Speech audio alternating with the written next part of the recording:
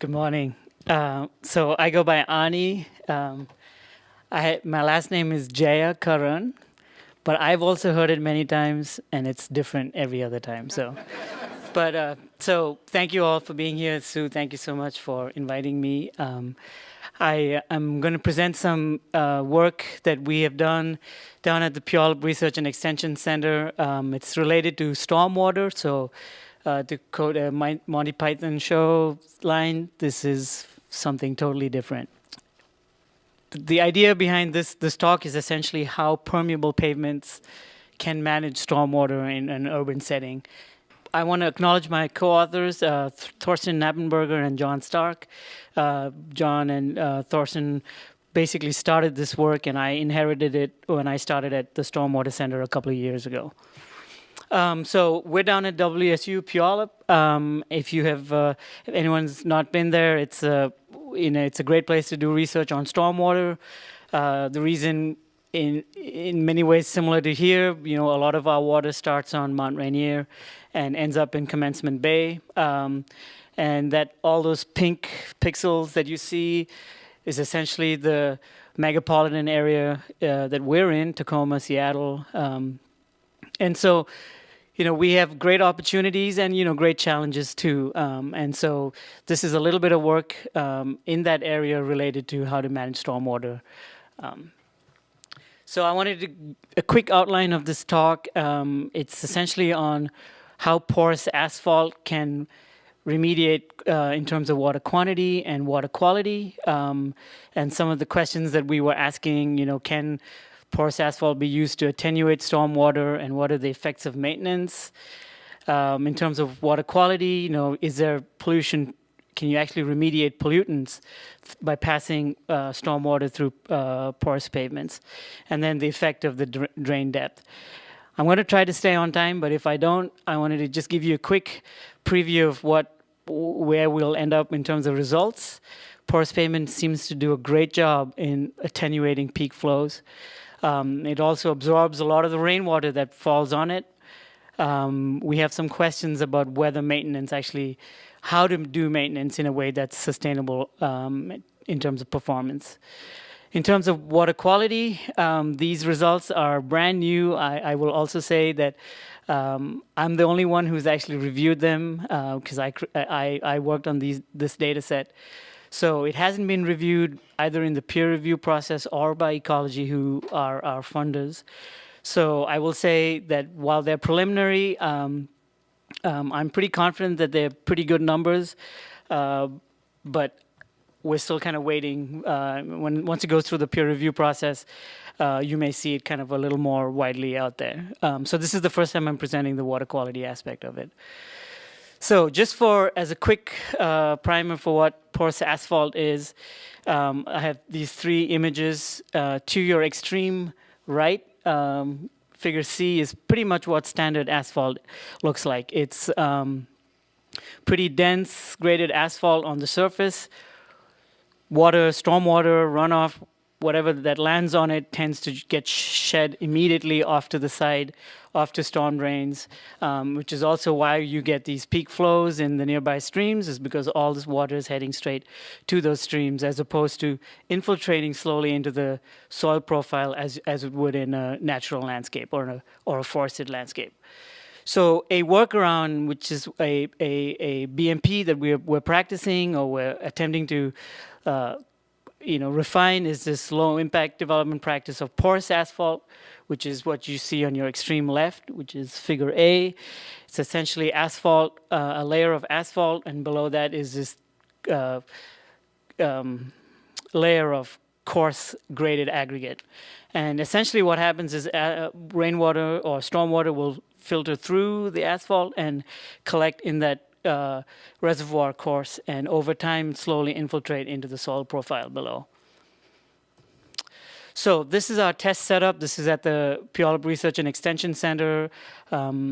We have these porous asphalt cells. They're all parking cells. And we can do a bunch of research on them.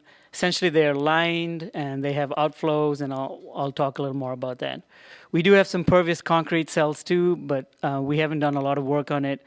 and it's not really work that we're ready to publish quite yet, so I won't be talking about that at all. So essentially, a cross-section of what the porous asphalt looks like. It's, you've got the layer of porous asphalt on top, you've got a crushed stone choker course below, and then you have this underdrain. And all the stormwater that comes through, we measure out through this underdrain. There is an elevated drain too, but for this first part of this talk, I won't refer to it. This is what the cells look like, and we have these, they're all instrumented with pipes and flow meters, so we can essentially measure everything that comes in and everything that comes out. This is the experimental design. It's a really busy slide, but this part of this work has been published, and it's the water quantity part. Essentially, we have replicate cells. Some cells, the dark gray cells are standard impervious asphalt cells.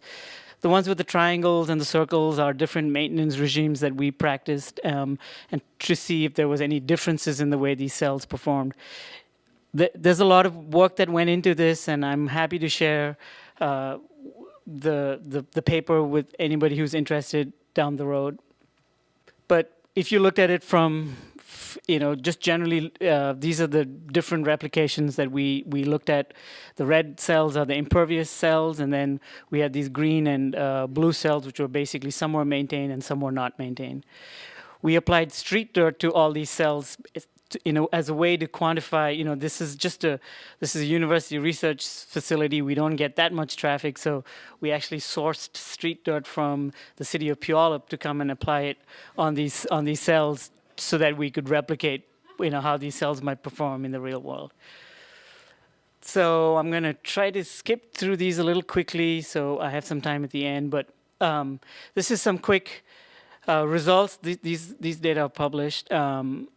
And it's essentially the comparison of maintained and unmaintained cells. And on the x-axis, you've got time, and we did this work between 2013 and 2016.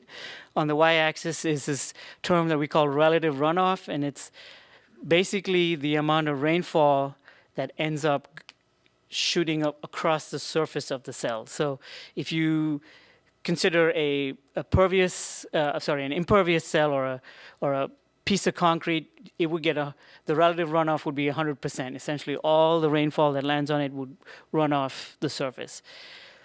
This is all information from just the porous cells, and what you can see is that about 0.5% of rainfall and less was what ended up running off the surface of those cells. So 99.5% of the rainfall that landed on these porous asphalt experiment cells filtered through the surface and ended up in the coarse aggregate and then flowed out through the drain at the bottom. The only exception is that cell, if you see at the lower right, you can see that cell was starting to get more and more clogged up over time. And around 2016, we were starting to see relative rainfall runoff numbers at about over 1.5%. But still, that's still 98.5% is ending up below the pavement. A standard practice for assessing how well asphalt cells perform over time is this concept of infiltration testing. You just hold a column of water over the asphalt and you test to see how quickly it drops, and you try to maintain a steady head. And so we did that at several places, and what we found was that the way we use these pavement cells was a big part of how these cells performed over time.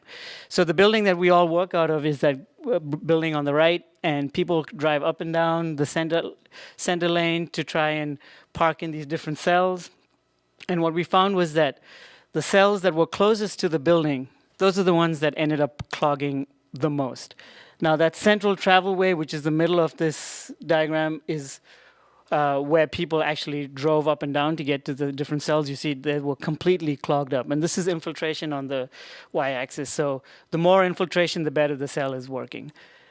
The cells on the west side of the experiment facility were the least clogged and had the highest infiltration rates. So the take-home message from that was that, essentially how you use these systems is critical. How humans use these systems, it's not just a design and engineering problem, it's also a use and maintenance question. This is the part, this slide basically shows you attenuation from the different types of porous asphalt cells. The top are impervious asphalt, and it says it's 54 minutes from the time the rainfall starts to when you start to see surface runoff. Whereas once you start to use porous asphalt systems, which are the lower two rows, you get a much longer lag between the rainfall and when you actually see runoff. So for the last part of this talk, it's all about water quality, and this is the data that nobody has really seen quite yet. So hopefully it's meaningful and interesting to you all too. So the porous asphalt cells, the way we measured both the water quality and the water quantity, so we had surface water coming off in those drains at the V notches on top, and then we had subsurface water coming out into those tipping buckets at the bottom. We also had this in between surface, it's not really surface, it's called an elevated drain. It's just below the asphalt itself. So we were collecting water at 3 locations in these cells. And this is the impervious asphalt. This is what we were calling our control, and so it was just water coming straight off the surface and nothing infiltrating in. So these are some results I'd like to share, and this is just the red lines show the median removal of a certain pollutant at the elevated drain, which is the drain just below the porous asphalt, and the gray line is the median pollutant removal at the bottom of the section at the subdrain. And so these data basically show that they do a fairly decent job for total phosphorus, TKN, and ortho-P. Nitrite and nitrate tend to be there's a lot of scatter in the data. The black arrow bars are confidence intervals, and the nitrate and the nitrite you can see are don't do such a great job. And ammonia does a reasonable job. And so what we're looking at is a scale from 0 to 100 on the x-axis. So these are what we call our conventionals, water pollutants. You got TSS on top, and then various forms of sediment in the different particle brackets for suspended sediment. And then there's pH, and as you work your way down to the bottom, there's coarse sediment at the bottom. In terms of conventional water quality remediation, these asphalt cells seem to be doing a pretty tremendous job, with the exception of pH. But there's some work out there that shows pH will actually increase once it goes through these cells. This is metals, data from the metals suite of pollutants. Again, it seems that these cells really do a good job filtering out any kind of particulate material, but when it comes to the dissolved material, not such a great job. So the lower section of this graph shows dissolved zinc, dissolved lead, dissolved copper, dissolved chromium, and dissolved cadmium. Cadmium is at the bottom, and actually appears to show an export of cadmium, which is also possible. PAHs, so PAHs was kind of less than, was not as impressive, I guess, as the other pollutants. PAHs kind of are around the 50 to 60% removal, with the exception of a couple that one actually shows an export, and one shows almost a negligible remedial action. And with that, I'm going to just acknowledge our funders, the Department of Ecology. I actually emailed Doug Howie, and I said, Doug, I'm going to give this talk. I know you haven't seen these data yet. And he was like, okay, great. But he says, just make sure that everybody knows this preliminary information. So thank you. Yeah, just a quick question about the cadmium. Is there some explanation for that export? Is that in the minerals? It's leaching out or something in the rocks? Or? I don't have an explanation. Okay. Good question, though. Hi, I just had a question. So none of these pavements had any sort of intentional treatment layer below? This was all just asphalt over aggregate? Absolutely. So and I know Brandy's here. She'll talk about the stormwater regulations a little more later on. But as far as porous pavements is not, at this point are not considered a treatment measure for water quality. They're only a flow treatment. Does that make sense? No, that doesn't make sense. So they can only be used to remediate peak flows, but they cannot be. They aren't yet officially recognized as a way to treat water quality at this point. The only way you can treat water quality is if you have certain conditions below the pavement. And so what we're showing is even without those conditions, just the simple filtration processes and whatever microbial activity is going on in the pavement course and the aggregate course below, there's quite a lot of remediation that's taking place. And my question on water quality also, in the event of a spill, like a truck turns over and diesel's coming out of the tank, what can be done? Yeah, that's a great question. Actually, we have these test facilities at the center, and that's almost and I do the tours of the system, and that's every time we get that question. It's a great question. We get that question and what happens when it freezes. So the issue with if it's a bad spill, there's no option but to core it out and dig it out and replace it. At the same time, these aren't really yet designed to be out in high traffic, heavy traffic, commercial traffic areas. They're still ideal for parking lots and secondary streets, where you're not likely to get those kinds of spills. But yeah, that is an issue. If it's a major spill of a very toxic material, the only option is to basically dig those out and replace. Thanks. Thank you. Two quick questions.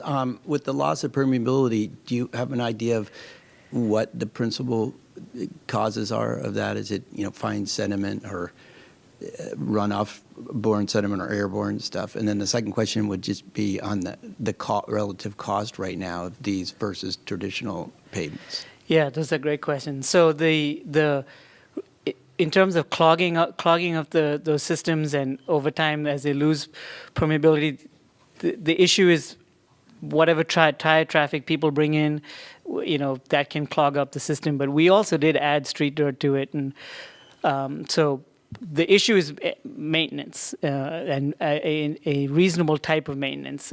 We were using regenerative street sweepers, and we found that some sections were not getting as clean as we were hoping. There is some new technology out there where they use, it's the equivalent of a wet vacuum, and so those seem to be work a little better. But maintenance and on a regular basis is critical. Maybe not more than maintenance that you would do on a standard pavement, because yeah. And then the terms of cost, we found that depending as these processes get more and more, as people do them more and more, the costs are getting driven down. Now, permeable pavement is a requirement, one of the requirements of the stormwater permit. I know, Brandy, you'll talk about that again too. But, and so, as people, it's just the economics of people using it more and more, the prices go down. I hope I did. The economics question is actually a really critical question. We're trying to get a better answer than the one I just gave you. So. Two quick questions. One is related to expanding your comment about freezing, and it relates to the durability. And the second part is, what is the relative cost to this sort of a process and a more traditional pavement with a swale to take care of the flow and sediment issues? So the freezing question, the way they're meant to be designed, or the way they're supposed to be designed, is that you don't have any water hanging out in the asphalt itself. All of it settles into the coarse aggregate below, and so you should not have freezing in the upper layer, in the upper surface, wearing surface at all. It should all infiltrate down to the bottom. That's ideally that's the way it should be designed. In terms of infrastructure costs, you brought up a great point. By installing a porous asphalt system with a coarse aggregate layer at the bottom, you don't have to build the traditional curb and gutter or the stormwater drain system that you would do with a standard street system.